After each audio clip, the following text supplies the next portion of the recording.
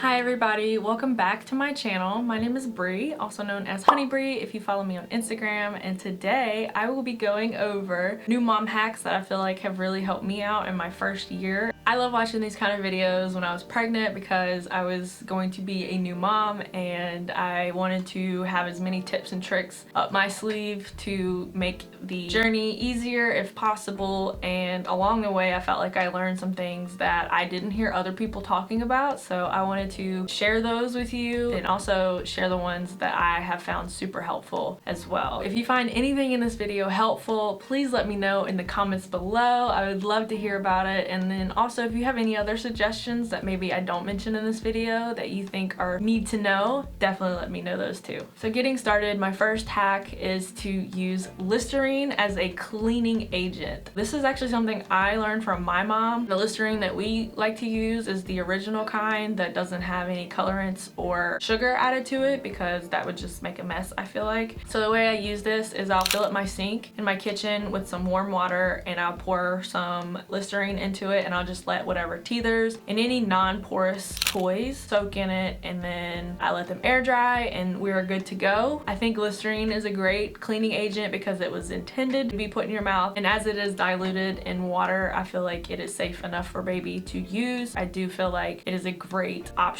when it comes to cleaning and not having to worry about gross chemicals and whatever else, because if it can clean my mouth, it should be able to clean the toys that go into my baby's mouth, right? And my next tip is to utilize delay settings. Listen sis, I didn't even know these were a thing. At our previous house, we were under renovation for over a year and a half, and with that, we did not have a dishwasher. So when we did finally get a dishwasher, I noticed that there was a delay setting on it. And not only could you delay it by an hour, but this had a custom delay setting. I was like, okay, let's see how we can use this. It was awesome. You can cook dinner, do whatever you need to do, and then set like a 3 to 4 hour delay for it to run after you turn it on. And I thought that was just genius because that meant that I didn't have to come back and turn it on. I can guarantee that the stuff that was in it was going to be cleaned and ready to use for the next day, which is essential. That took so much stress off of me having to hand wash everything and making sure that it was clean when I needed it. And another item that I have in my house that has a delay setting is our bottle warmer. With my son being bottle fed, it was so easy for me to be able to make a bottle, put it in the bottle warmer, set it for an hour timer after I put him down for a nap, and know that it'll be ready by the time that he woke up, and not scrambling around trying to make sure that the bottle's ready in time, or we're waiting on it and he's grumpy after his nap because he's hungry. A game changer. Take advantage of the delay settings. This next tip is just something that I feel like is pretty obvious, but it was something that escaped me so many times. I don't know if it was due to being overtired. I don't know if it was just because I got lazy. I don't know. Measure your laundry detergent.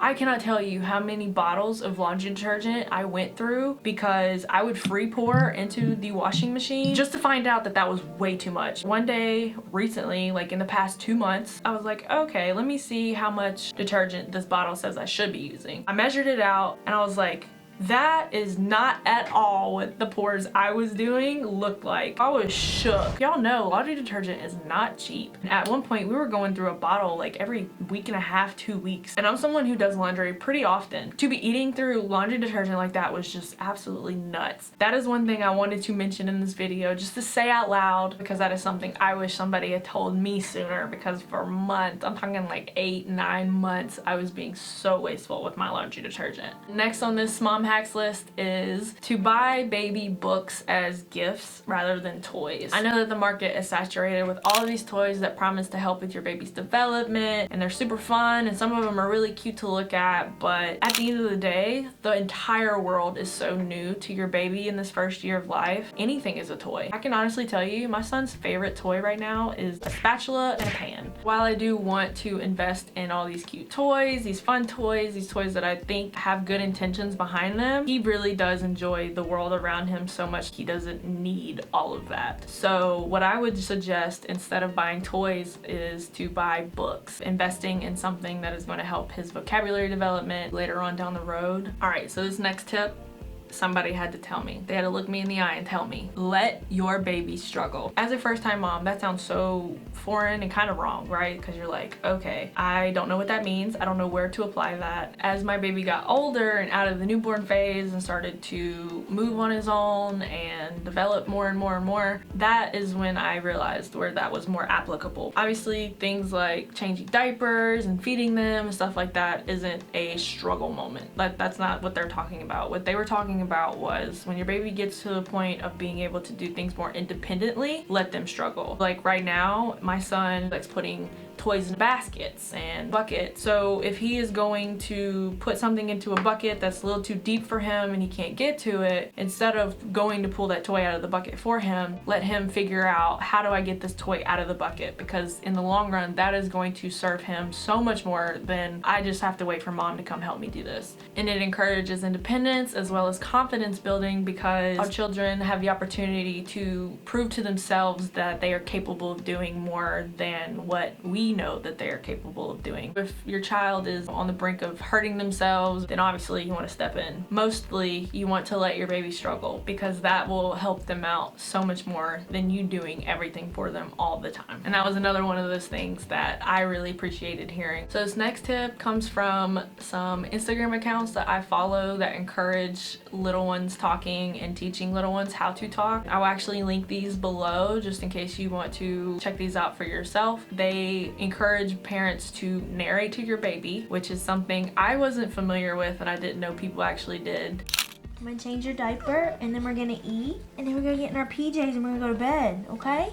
Now that I've done it for so long, I can definitely see the benefits unveiling themselves, because at 1 year old, I can tell my son, go put your dirty clothes in the hamper. Maybe I have to point to the hamper and tell him exactly where I want these clothes and I have to hand them to him, but he has a good idea what I mean by putting dirty clothes in the hamper, because I've told him this so many times. Same thing goes for your toy is in your bed. He knows what I mean by toy and he knows what I mean by bed. So he is looking for his bed and he's looking for a toy. And it's just so cool to me to know that he has picked up on that so much to the point where he knows what I'm talking about. He's not talking yet. At 1 year old, he has a couple of words, but just to know that he knows what I'm talking about is so awesome, because I feel like that's going to help us out in the long run in terms of communication. I am so grateful to have been told this and to have been introduced to this, because like I said, it was something I never heard of people doing before. This kid is a sponge. He is absorbing so much stuff and he is understanding so much more than we realize. So in addition to narrating to your baby and letting baby struggle, I also recommend asking your baby for help, in a sense of basically writing it out for them, such as instead of saying, set this toy right here, say, will you place this toy car on the couch right next to you, or something. Like, just spell it out for them and see how they respond. Ask for help with tasks that are easy for them to do. So right now my son loves closing the doors on the dryers, the doors in rooms, and the door on the dishwasher. And you can just see how excited he gets knowing that he has been so helpful. That is something that I still feel isn't getting passed around so much, so I definitely wanted to include that, because I have seen the benefits of asking your baby for help. And while we're talking about chores, my next tip is to do little things all the time. I get asked a lot how I keep my house so maintained as a stay-at-home mom, because I have come up with this routine of just constantly doing little things every day, such as when I wake up,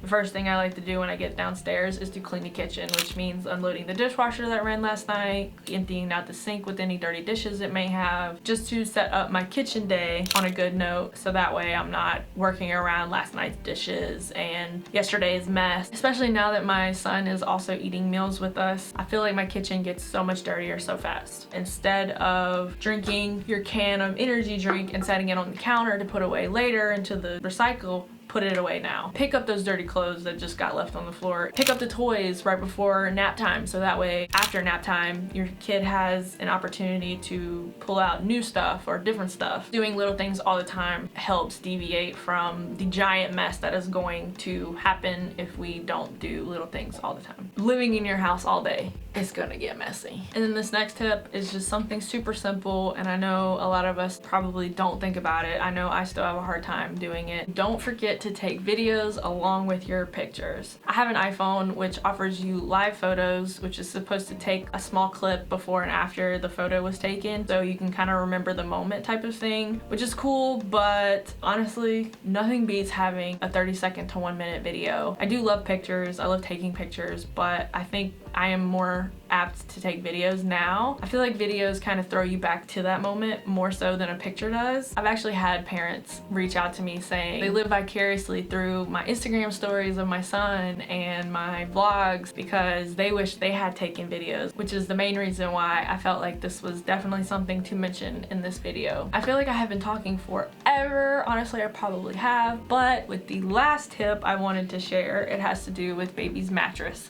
I know other moms have shared this one and I have found it so helpful for me, so I definitely wanted to mention it, and that is the mattress lining hack. So the idea is that you put a waterproof liner on top of your mattress and then use the pee pads you can get from, I guess, anywhere. You put a pee pad on top of that waterproof liner and then you add a sheet on top of that, and then you put another waterproof liner, another sheet on top of that. Basically, you can stack your mattress with all of these layers, so that way when your baby has an accident or it's time to wash them, you're not stressed about the fact that you have to go wash this and then somehow get it back onto the bed before the next nap. That I feel like has been such a lifesaver. Babies take so many naps, and my son didn't end up using his crib until he was 4 months old, and I believe he was still on a 4 to 3 nap schedule. Simply wasn't time to do that quick of laundry and have it done and put back on his bed before the next nap. So I felt like that was such a clutch trick to know. And I'm so glad I came across that, and I just absolutely have to share it with you because if you got a newborn, if you got a baby who is sleeping in their crib, babies are messy and we want to keep their beds clean as much as possible, especially because they do spend a lot of time in there. Well, that will wrap it up for today's video. If you found any of this information helpful, or you have some helpful information yourself that I did not mention in this video,